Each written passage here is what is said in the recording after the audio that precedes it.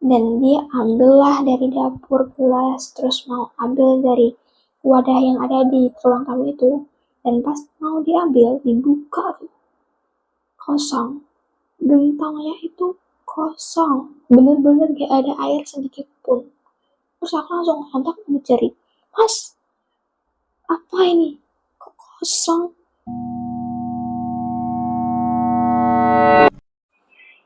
Halo, welcome back to my channel. Makasih buat kalian yang udah klik video ini. Dan di channel ini, aku gak cuma ngeritain hal-hal yang bikin kayak mikir 2 kali, tapi juga pastinya bikin kalian merinding. Jangan lama-lama, yuk kita masuk ke ceritanya. Kalian percaya gak sih, kalau malam Jumat itu adalah malam dimana pintu antara dunia kita dan dunia mereka itu menipis. Banyak yang percaya kalau malam Jumat itu adalah malam dimana mereka itu pulang untuk ngejengukin kita, orang-orang atau keluarganya yang masih hidup di dunia. Dan ada cerita nih dari Sulastri, tepatnya di Jawa Timur, itu mengalami hal-hal yang di luar normal pada malam Jumat. Kita masuk ke ceritanya.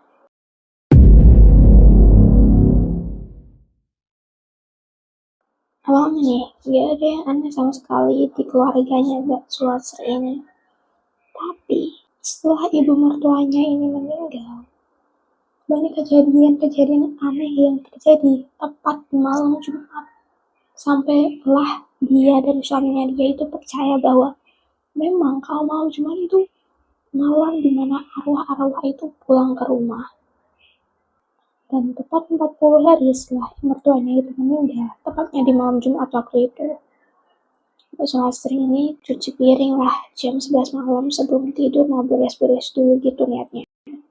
Dan pas mau cuci piring, dia kan biasa ambil spons, lalu cuci piring kan, kayak biasa lah itu.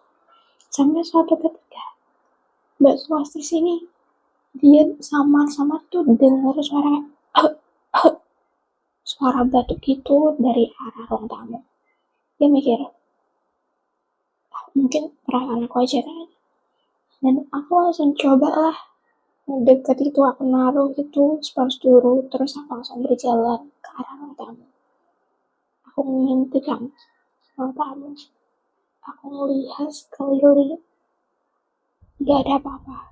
Tapi anehnya aku ngerasa kalau di kursi gue ya, tempat mbak biasanya, tempat ibu mertuanya biasanya itu di situ sebelum dia meninggal, itu kayak ada sesuatu.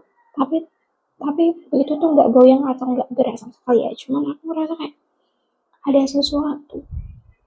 Udahlah, setelah itu aku mikir, cuman mungkin perasaan aku aja karena kecapean, ini juga tengah malam kan. Udahlah, dia pergi ke kamar untuk tidur. Pagi pun tiba, alias hari Sabtu pagi kan. Terus saat sarapan nih sama keluarganya, itu tiba-tiba suaminya Mbak Sulastri ini tuh bilang, "Tadi malam kamu dengar suara sesuatu nggak?" Sulastri pun tersontak kan, dan mikir, kayaknya memang nggak aku aja yang dengar dan nggak halusinasi aja kan. Aku ceritalah kepada suami itu, dan pas cerita, dia cuma bilang, mungkin kita cuma juga kecapean, jadi sama-sama dengar suara yang aneh gitu. Udahlah, mereka menjalani hari-hari seperti biasa kan. Hari demi hari, sampailah malam Jumat itu tiba lagi. Dan kali ini tuh bukan suara yang mereka dengar, melainkan anak bungsu mereka, itu namanya Ira, lagi tidur di kamar kan, dan mereka berdua itu lagi nonton TV di ruang tamu. Tiba-tiba Ira itu datang ke mereka dan bilang, "Mah, Pah, gak bisa tidur." Langsung dijawablah sama Sulastri, "Kenapa? Kamu tadi kan tidur kan? Kenapa gak bisa tidur? Kenapa kebangun?" Nah, tadi Mbak bilang jangan tidur malam-malam, tapi aku gak bisa tidur. Aku langsung tatap-tatapan, Dan suaminya Sulastri ini itu cuman matung diem aja sambil melihat si Ara. Terus aku bilang lah sama si Ira, gak apa-apa kok, itu mungkin kamu aja yang kecapean. Udah sekarang tidur bubuk sama mama. Udahlah aku langsung nemenin, dan nggak selang berapa lama suaminya Sulastri itu juga nemenin, bersama tidur di kamar bertiga jadinya ya. Malam itu gangguannya itu cuma itu aja. Udahlah sampai di mana mereka itu juga ngomongin apa yang Ira omongin ke mereka malam tadi kan. Dan saat malam kita mutusin untuk lebih banyak berdoa, lebih banyak meminta pertolongan dan petunjuk sama Allah kan. Udah kita anggap itu cuma gangguan kecil dan gak ngebahayain kita juga, jadi gak apa-apa lah. Udahlah Sabtu berlalu, Minggu, Senin, Selasa, Rabu, sampai Kamis sore. Dan gimana pada Kamis sore itu, aku ingat banget, aku tuh nimba air di sumur. Dan di sumur itu, aku kan menuhin setiap gentong yang ada di rumah gitu. Di ruang tamu dan juga di dapur. Di ruang tamu itu buat air minum, dan di dapur itu ya buat bersih-bersih segala gitu kan. Udahlah aku fullin, aku ingat banget aku itu ngefullin semua airnya, bahkan nggak kalong sedikit pun. Udahlah aku langsung ke kamar sama Ira nonton TV sampai sore nggak kerasa, dan maghrib juga. Sampailah ketika jam 9, di mana suaminya Sulastri itu tiba di rumah. Dan Sulastri langsung bergegas kan mau nyiapin makanan dan minuman untuk suaminya kan. Dan dia ambillah dari dapur gelas, terus mau ambil dari wadah yang ada di ruang tamu itu. Dan pas mau diambil, dibuka tuh, kosong. Gentongnya itu kosong, bener-bener gak ada air sedikit pun. Terus aku langsung kontak ngejerit, Mas, apa ini? Kok kosong? Aku ingat banget tadi sore itu aku udah ngefullin ini. Dan gak mungkin kan sekejap itu langsung habis. Apalagi gak ada kayak retakan atau rembesan dari kayak gentong itu. Bahkan becek-becek di lantai itu gak ada. Gak logis kan kalau kalian mikir itu bocor. Dan ya ukurannya itu lumayan besar guys. Jadi kalau walaupun itu habis bener-bener bocor, otomatis lantainya itu akan becekan atau ada air gitu. Dan ini enggak sama sekali. Udahlah saat itu tuh suaminya Sulastri itu malah nyalain Sulastri. Alah mungkin kamu lupa yang ketiduran dan mimpi penuhin itu gentongnya. Dan aku nggak mau berdebat kan. Aku langsung diem dan begitu ceritanya. Udahlah mereka langsung kayak musuhan gitu kan. Kamar dan Sulastri itu masih ngambek, gak ngomong sama sekali. Dan suaminya itu juga ngerayu-ngerayu dia pasti. Tapi aku tuh masih kekeh bahwa aku tuh udah ngefullin gentongnya. Gak mungkin kalau aku gak ngefullin, orang tangan aku aja masih agak merah waktu itu. Kan gak logik kalau aku mimpi. Dan tibalah Jumat berikutnya. Situasi ini VC-an lah sama suaminya saat mau nimba air kan. Saat ngefullin gentong itulah. Dan udahlah suaminya mau percaya asal dia ketawa gitu kan. Di sini. Udah di-fullin, udah dimatiin juga VC-nya. Aku langsung sama Ira ke kamar nonton TV. Dan aku mau pastiin lagi, aku gak mau keluar sebelum suaminya itu pulang. Dan kali ini si suaminya Sulastri ini pulang lebih cepat kan, dan pulang di rumah jam 8. Udahlah biasa Sulastri langsung ambil makanan dan minuman, dan seperti kemarin pas dibuka kosong. Dan saat itu suaminya melihat dengan mata kepalanya, langsung kaget, shock sedikit. Sulastri langsung ketawa kecil kan, bener kan, mimpi gitu, diajak sama Sulastri gitu. Udah, wah langsung Mereka langsung diem-dieman, dan suaminya tuh masih bingung kok bisa, dan coba langsung melihat ke gentong yang ada di dapur kan, dan pas dicek juga habis, nggak tersisa sedikit pun, bahkan lantai itu nggak becek, nggak ada rembesan air dari gentong, kayak seolah itu sudah disedot sampai habis itu.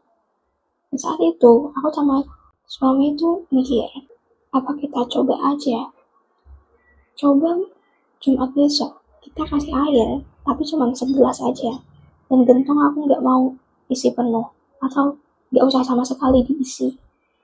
Udahlah, mereka sepakat untuk ngelakuin hal itu kan, dan Jumat berikutnya tiba, mereka beneran kayak gitu. Dan ya, tapi aku ngasih airnya itu pas suami itu udah pulang, jadi kita berdua yang ngasih air gelas di ruang tamu, jadi biar kita sama-sama tahu ini memang sesuatu atau enggak sih. Udahlah, kita langsung lanjut tidur, dan keesokan paginya saat bangun beneran habis, kita cek beneran habis, gak tersisa sedikit pun. Aneh banget. Dan tapi nih, setiap ada air itu gak ada gangguan sama sekali, dan kita mutusin untuk gak usah kasih air, gak usah ngisi gentong. Pokoknya di rumah ini tuh gak ada air sama sekali malam Jumat nanti kan. Udah kita sepakat kayak gitu kan. Beneran mereka nekat kayak gitu guys.